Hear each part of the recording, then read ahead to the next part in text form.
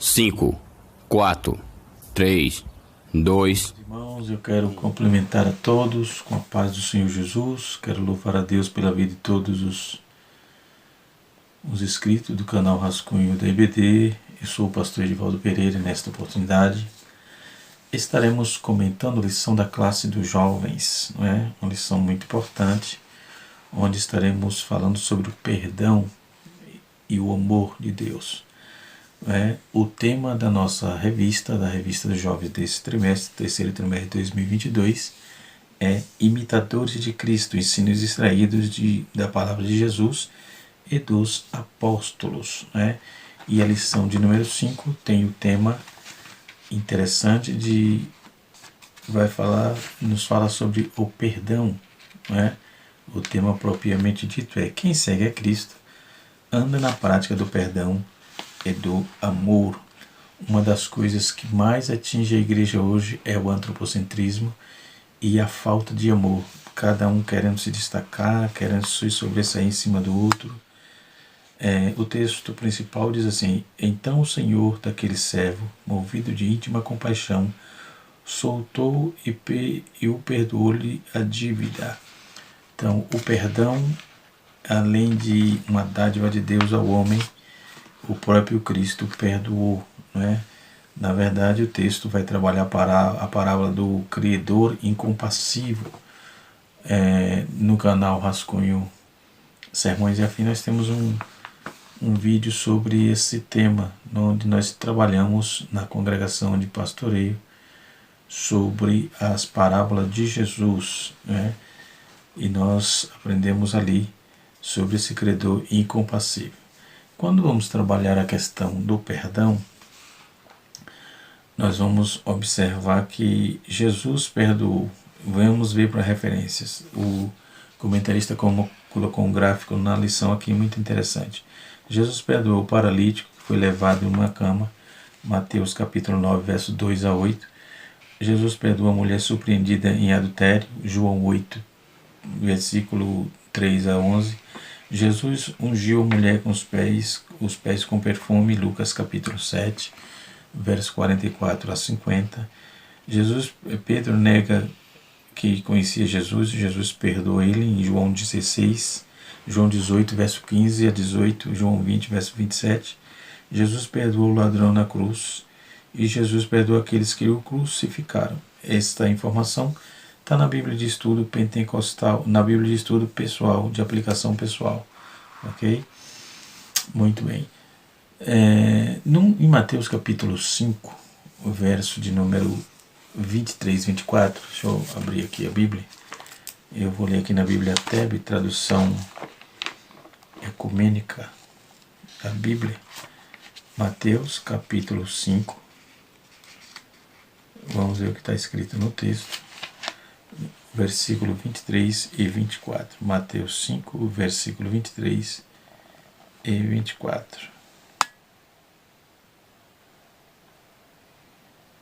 Portanto, quando fores apresentar a tua oferta ao altar, se ali te lembrares que teu irmão tem algo contra ti, deixa a tua oferta ou a tua oferenda ali, diante do altar, e vai primeiro e reconcilia-te com teu irmão.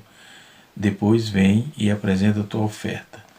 Muito bem. Esse é o texto onde vamos começar a falar sobre esse assunto. A reconciliação não é algo que é ser praticado somente entre nós, e Deus, mas também entre os nossos irmãos. Reconhecemos que a semelhança da cruz também temos duas linhas para influir em reconciliação. A vertical, que é o homem com Deus, e a horizontal, que é entre homens e homens. Então a cruz o patíbulo está lá. Vamos reconhecer que essas duas linhas fluem reconciliação. Para cima o homem com Deus, no horizonte homens e homens, ok? Então o mesmo perdão que recebemos de Deus deve ser praticado para com os nossos semelhantes. O perdão ou falta dele faz muita diferença entre a vida de alguém. Quem não perdoa não é perdoado. Ponto. Isso foi também tratado por Jesus. Capítulo 6 de Mateus, versos 14 e 15, diz assim: porque se perdoardes os homens as suas ofensas, também vosso Pai Celeste vos perdoará. Se, porém, não perdoardes os homens as suas ofensas, tampouco vosso Pai vos perdoará as vossas ofensas.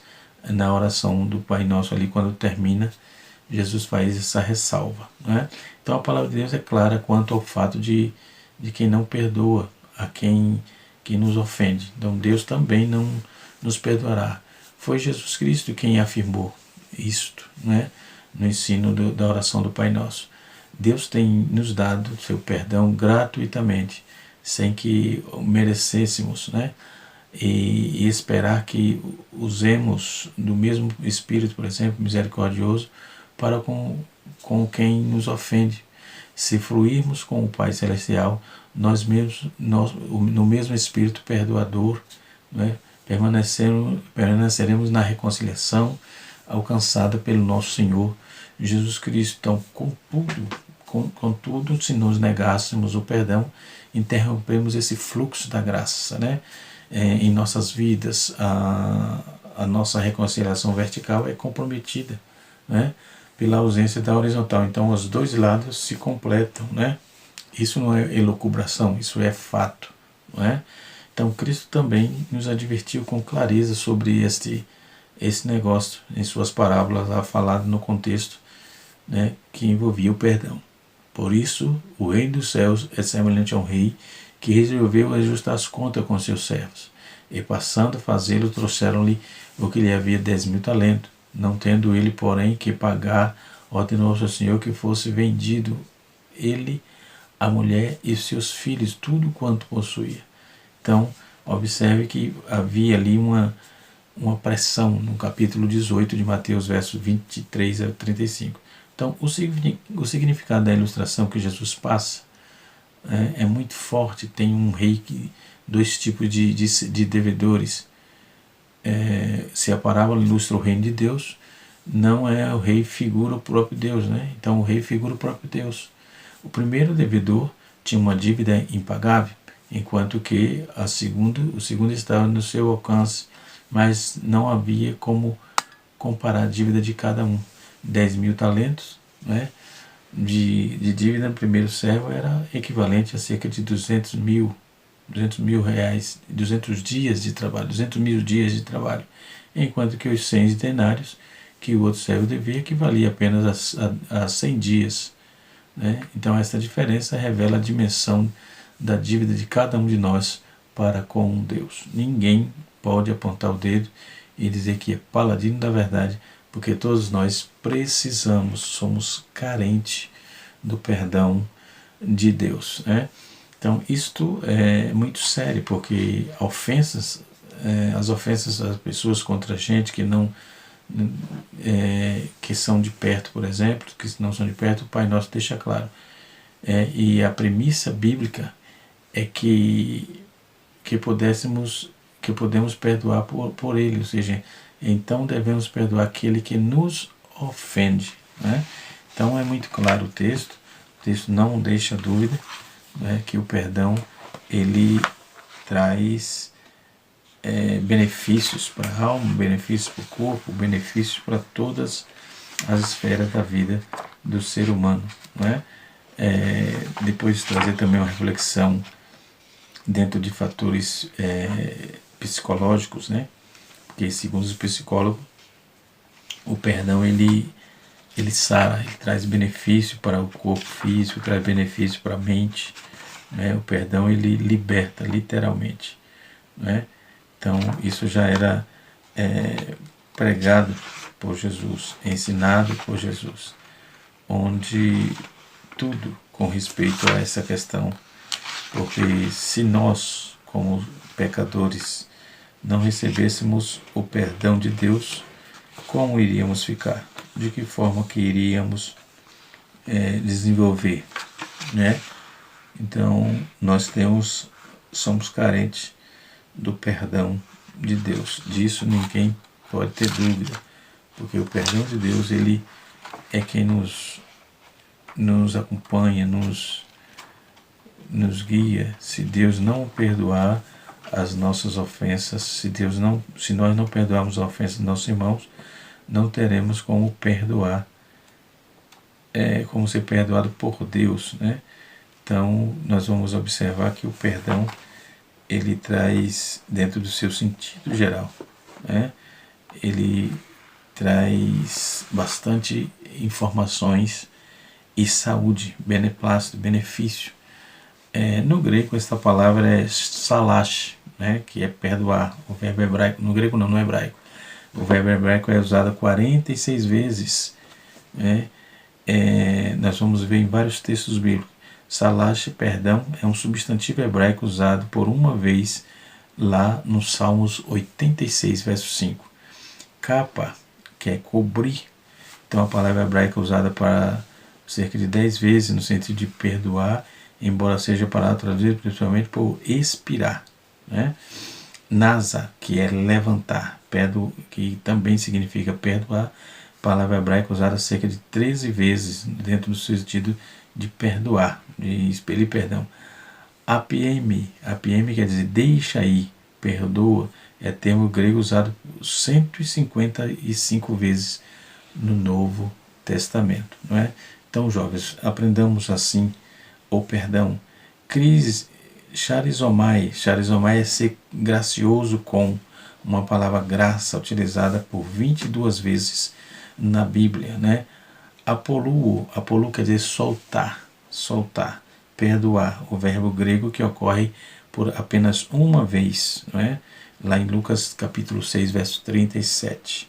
Dentro dessa visão, perdoar dentro do seu sentido divino, que resulta no perdão de transgressor humano, não é? Então todos nós transgredimos a lei de Deus, todos nós temos sim necessidade do perdão, né? O perdão é um ato da alma mediante o qual a pessoa ofendida permite que o seu ofensor fique livre, não é?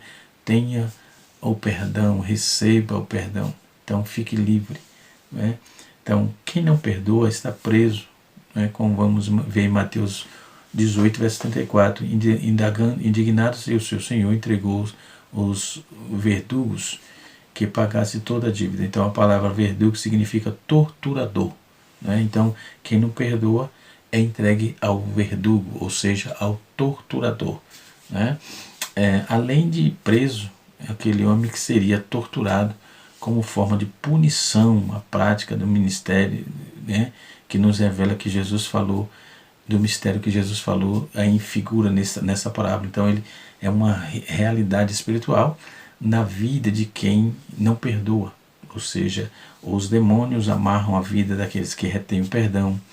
Suas torturas aplicadas são as mais diversas: angústia, depressão, enfermidade, debilidade física. Então a Bíblia chama isso de raiz de amargura também.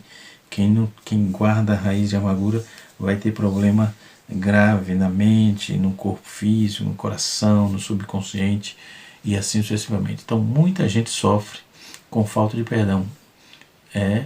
Muita gente sofre com isso.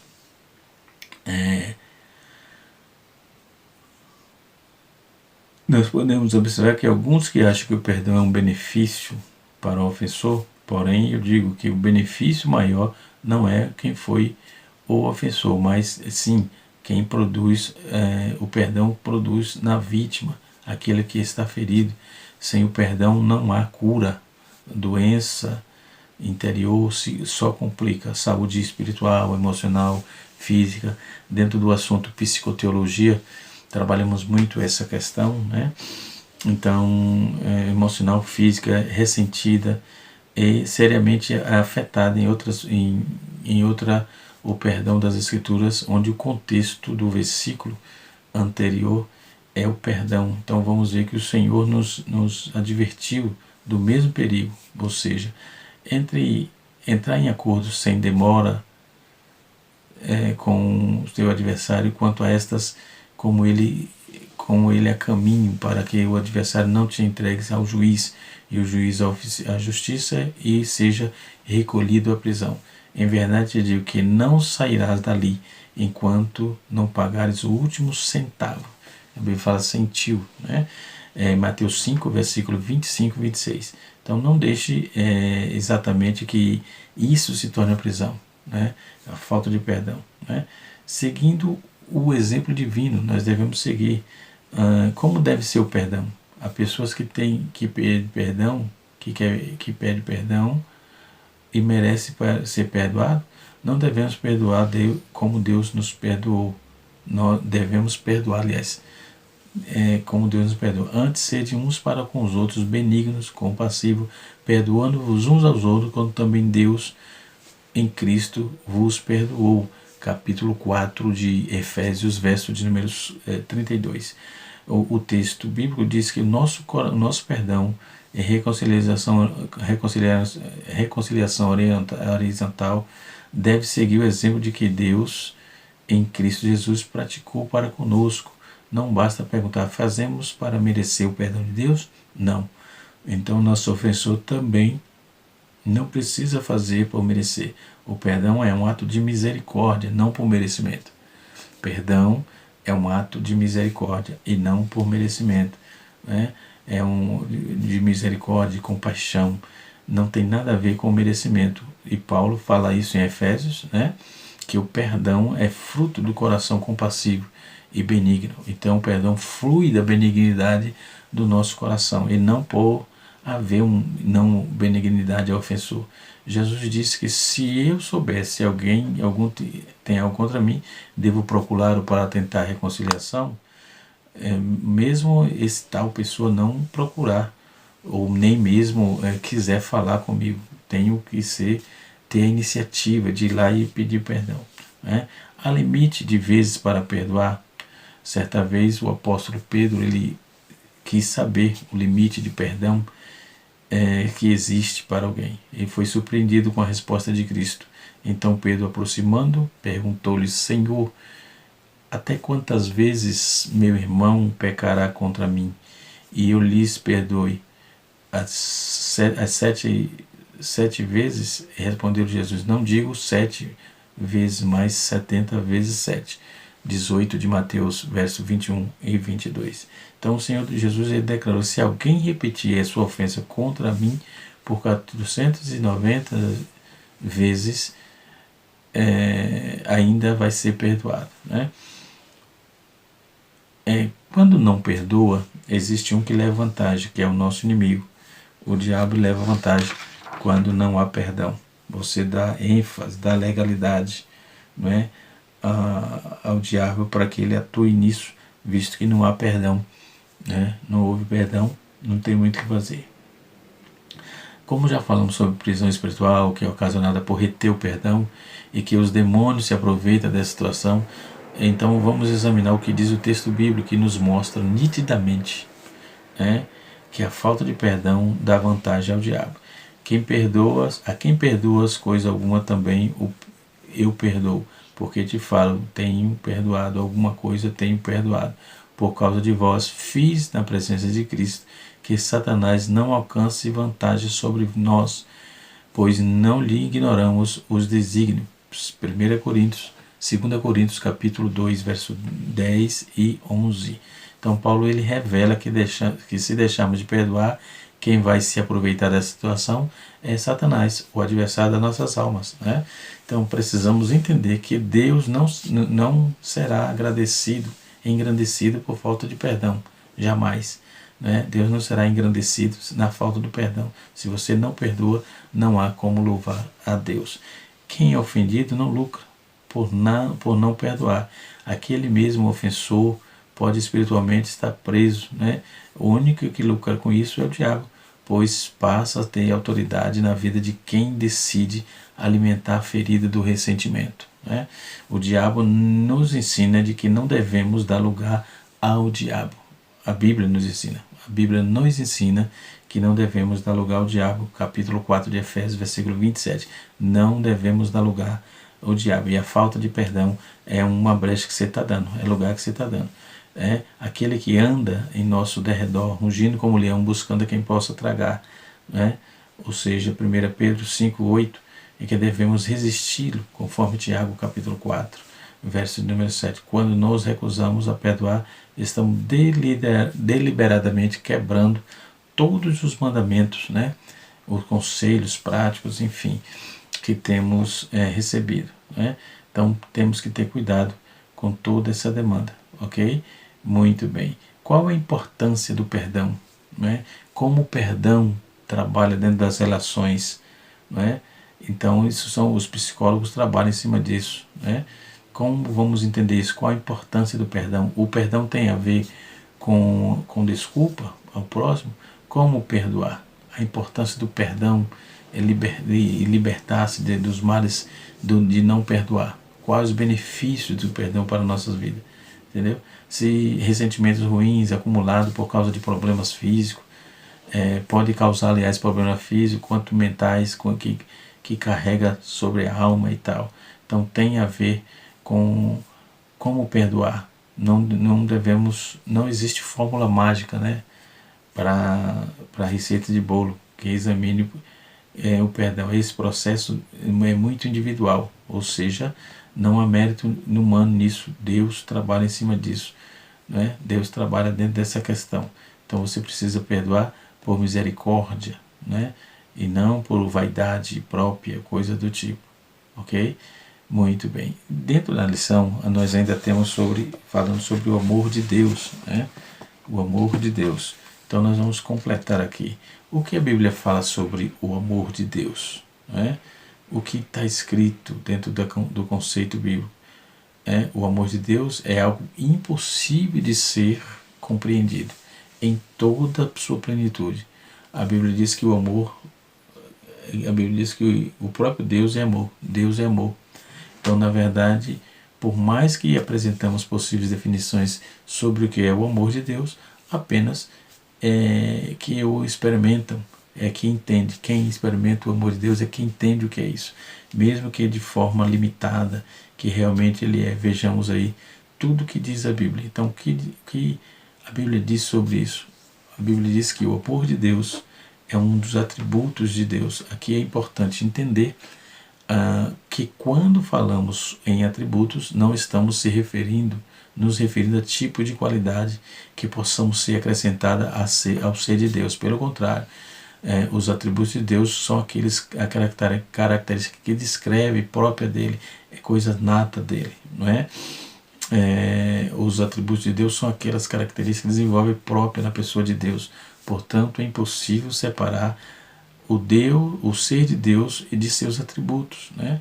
Então é justamente isso que o apóstolo João descreve. Ele escreve dizendo: Deus é amor. 1 João capítulo 4, verso 8. Então logo o amor de Deus é parte integral do seu caráter, se ele é amor, ok? Então por isso que é insondável, é incomparável, é eterno, é divino, é imutável, é soberano, é incondicional. Isaías 55, versos 6 e 7, Isaías 62, verso de número 10 e 12, Isaías 63, verso 9, Jeremias capítulo 31, verso 3, verso 31 a 34, Oséias capítulo 11, verso 8, Miqueias capítulo 7, verso 18 a 20, João capítulo 3, verso 16 e 1 João capítulo 4, verso 8, verso 16 e verso 19, né? Para se referir ao amor de Deus, os escritores do Novo Testamento eles geralmente utilizam o termo grego ágape. Esse termo indica que um tipo de amor tão profundo que cuida, que zela, que corrige e não se baseia em pré-condições. Isso significa que não há nada que possamos fazer para aumentar ou diminuir o amor, nem mais e nem menos. É amor e ponto. Você não pode fazer mais para que Deus te ame mais ou menos, ok? Isso é tentativa descabida, sem resultado, porque o amor de Deus é estabelecido e não tem alteração, ok? A manifestação do amor de Deus, a Bíblia nos aponta que o amor de Deus para com todos os homens é indicado uma precaução em suas criaturas. Isso indica a bondade do Criador, sente por suas criaturas, né?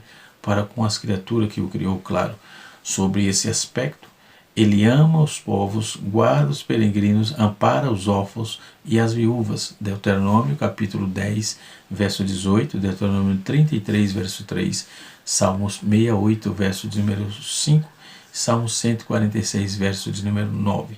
Esse cuidado que Deus tem é comum a todas as pessoas, significa que Ele é bom para todos. Costumo dizer que Deus não é religioso.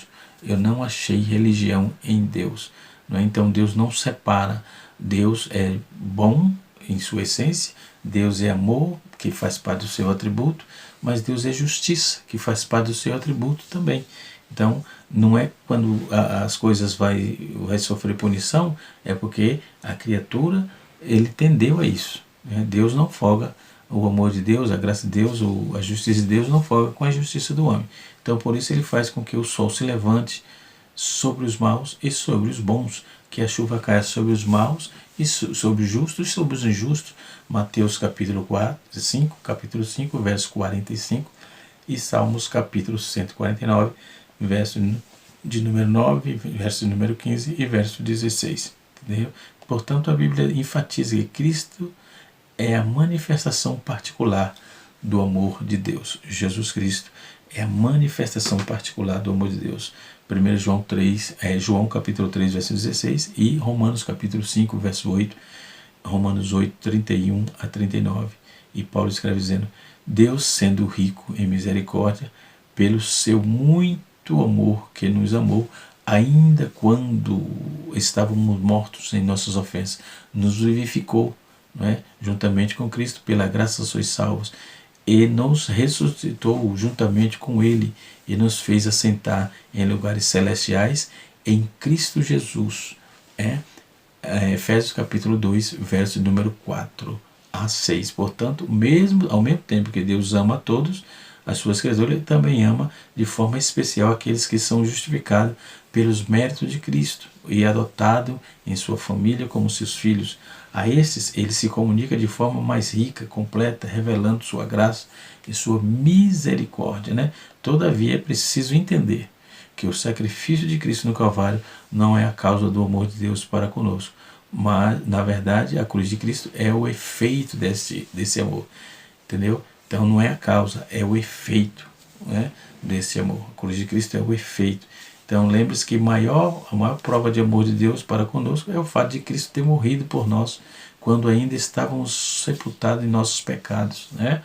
Então Deus não passou a amar os remidos no momento em que Cristo foi crucificado. Ao contrário, Ele ama ao seu povo e desde a eternidade, desta forma, a obra redentora de Cristo revela o seu profundo e eterno amor. Efésios, no seu capítulo 1, vai fazer essa tratativa. Também é importante entender que o amor de Deus, como parte essencial do seu ser, não deve ser visto como sendo superior aos outros atributos. Ele não é mais amor do que justiça. Por exemplo, algumas pessoas enfatizam apenas o amor de Deus e acaba diminuindo sua santidade, sua justiça, sua santa ira, sua soberania. Ou seja, o resultado disso é uma visão distorcida, de que foi porque Deus não é desequilibrado. Tudo de Deus tem um equilíbrio. O mesmo amor que ele tem o mesmo conteúdo de justiça, ele tem o mesmo resultado de soberania. Enfim, Deus não é descompassado. Pelo contrário, o resultado disso é quando se tem essa visão, só Deus só ama, não é assim não. Deus é justo, certo? Então não é uma quantidade maior de amor e menos de justiça, uma quantidade maior de santidade e menos de soberania. Não procede isso. Então o resultado que quem pensa assim vai ter uma visão distorcida. Então Deus, o verdadeiro Deus, conforme é revelado na Escritura, Ele é completo. Então Ele impetrou o amor dele em nós. A Bíblia diz que o amor de Deus está derramado em nossos corações, que nos foi dado. Romanos capítulo 5, verso 5. Esse amor é tão forte que o apóstolo Paulo ele diz que quem poderá nos separar os remidos do amor de Deus que está em Cristo Jesus. Em Romanos 8, 39, esse profundo e intenso amor de Deus nos é comunicado para sermos seu povo, nos capacita a amá-los para ser a própria natureza contaminada pelo pecado. Por essa por nossa própria natureza contaminada pelo pecado, somos incapazes de amar a Deus e desejar aquilo que lhe agrada, entenda? Então, além disso, o amor também ele nos leva a demonstrar a forma prática da nossa vida, de modo que fomos instrumentos pelos quais o amor de Deus brilha para o mundo. Então, por esse motivo, João escreve dizendo: aquele que não ama não conhece a Deus, ok? Então precisamos ter cuidado com isso. E o significado do amor, como é que é isso? O significado do amor, nós temos o amor ágape, o amor philos. O amor ágape, o amor philos e o amor eros são expressões que fazem referência a três tipos distintos de amor. No grego, no idioma grego, esses diferentes termos eram utilizados para referir-se. Nesse texto nós vamos entender que o amor ágape, o amor philos, o amor eros também é conhecido também como o significado desse termo na Bíblia, né? O amor ágape, por exemplo, é a transliteração do termo grego ágape ou agapão, sendo que o termo para ser utilizado se refere ao amor no Novo Testamento e também na Septuaginta, né? Nós vamos ver isso no Antigo Testamento. Esse termo, em algumas tradução aparece como caridade, né? É interessante que a palavra ágape não era comum no grego clássico, né? Mas passou a ser utilizada pelos cristãos no primeiro século para estabelecer aí um tipo de distinção de amor designado pelas palavras eros e philos, não é? Porém, apesar de não ser utilizado antes da igreja cristã, o termo ágape também era conhecido, inclusive, como foi dito, né, aparecendo com frequência na Septuaginta para significar os seus mais diversos tipos de amor.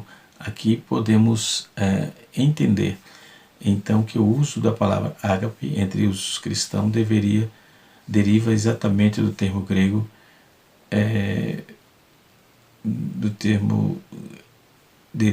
exatamente do termo grego clássico da própria Septuaginta.